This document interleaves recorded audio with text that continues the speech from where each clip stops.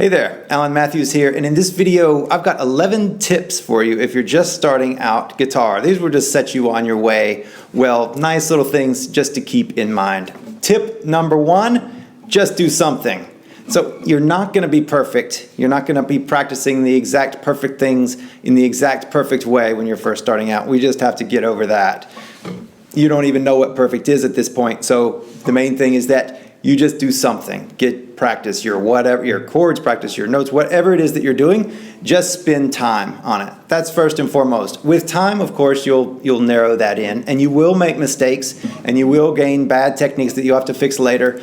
You know, it's just like childhood. None of us get out unscathed. It's always going to be something. So just do something. Tip number two, create some sort of ritual. So sit down and plan. You're going to just do something, but sit down and plan some basic things that you'll work on.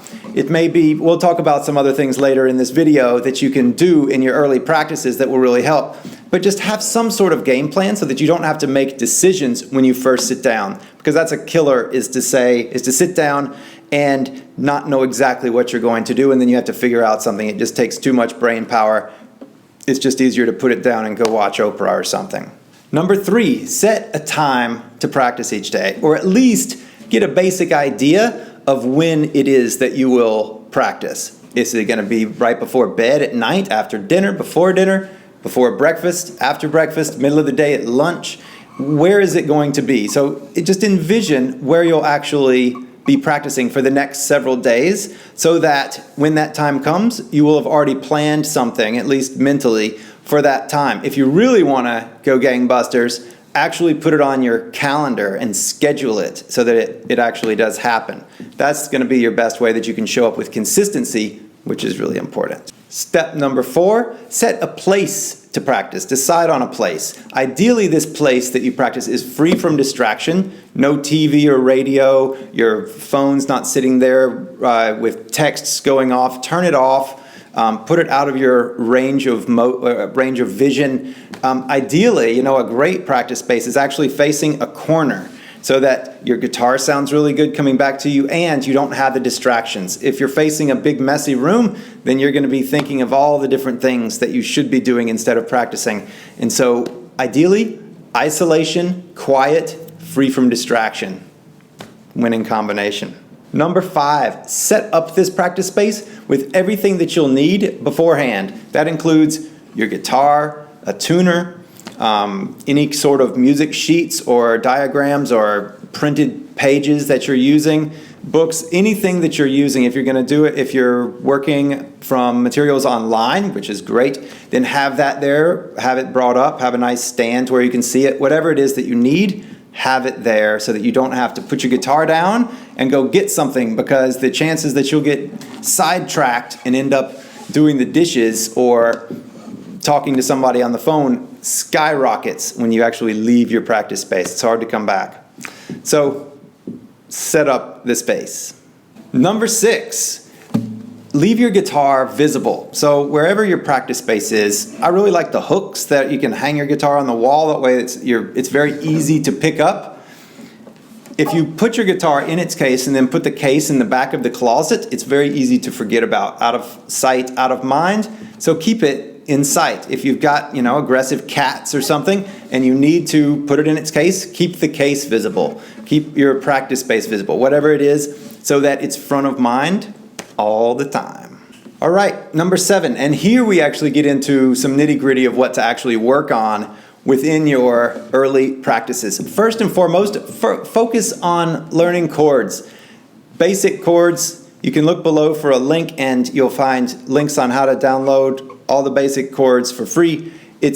Chords are the language of the guitar.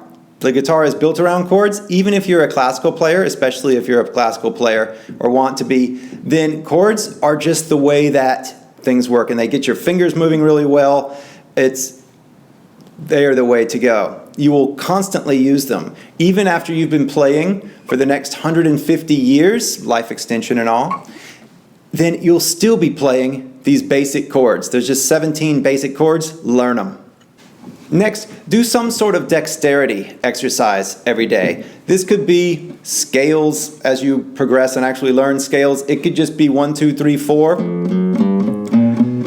going up and down, 1, 2, 3, 4, something to get your fingers moving with the sole reason of getting your fingers moving. So the whole point is just to get your fingers moving. There's exercises, you can look below and see some links for some exercises that you can do that will get you doing on that. But something just for the sake of your hands, just for the sake of getting your fingers to work better, stronger, getting the accuracy, practicing, telling your finger to go somewhere and it actually going there.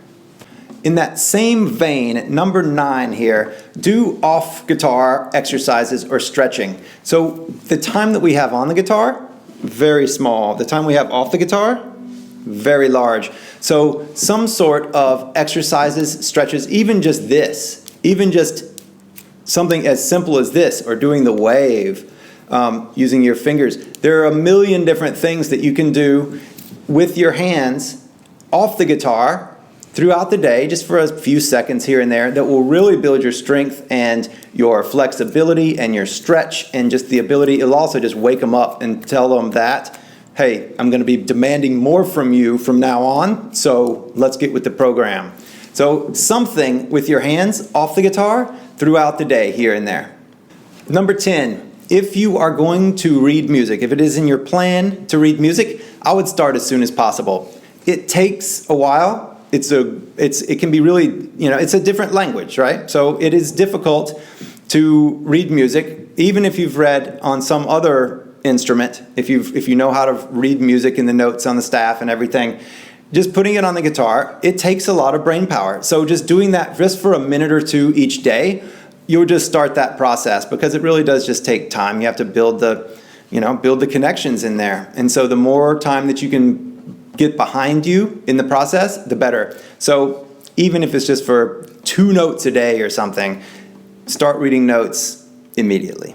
And number 11, here we are, number 11, create a low bar for success. And this is really important, because this is what you have in your mind right now. You have this ideal, this is like a horizon. It doesn't really exist, but it exists in our mind. The horizon isn't actually there. The ideal isn't actually there. But we look at some guitarist, and we listen to some guitarists that we say, oh, they're great. That's how I should sound. And then we start out and we play 4 notes and we say, well, that's not how they sound. I'm not doing very well. But so you have to measure your success based on where you are, based on reality and the actual situation, which is, last week I didn't know how to play a G chord. Now I know how to play a G chord. And that's a success. Also, in your daily practices, set your bar for success really low, such as picking up the guitar and playing 1 chord. Boom, if I can do that 7 days a week, great. Anything more than that is a bonus. And then from there you can graduate to 3 minutes a day, not 3 weeks a day, 3 minutes a day. If I can just practice for 3 minutes a day, I have met my goal and I am absolutely successful. Anything more than that, bonus. As time goes on, you can raise that, but having that keeps you motivated because you're constantly successful. So showing up is the ultimate success. If you can just sit down with your guitar and actually do something on a regular basis, 5 days a week, ideally 2, never skipping more than 1 day in between practices. That's just another tip. Bonus tip number 1. Bonus tip number 2 is say nice things to yourself. So when you're doing this, let your self-talk be, oh, this is great. I'm having fun. I'm doing something great for myself. That's not to make money or it's not to please somebody else. This is just something I'm doing for myself, and that's great. This is fun. That's nice to say to yourself. Gee, I suck. This is going to take forever. That's not nice to say for yourself, and it doesn't feel good. So whenever you're practicing, just say nice things. All right, this has been 11 tips to get you started, plus a couple of bonuses in your guitar journey. So please have a wonderful time with it. It's a great journey. It's a wonderful part of life, and it keeps the brain crisp. You'll love it. If you'd like more reading about any of these, you can see below. There's a bunch of links, and or at least one that will take you to some other links. And it should get you started on everything that you need to get rolling. Have fun. I'll see you soon.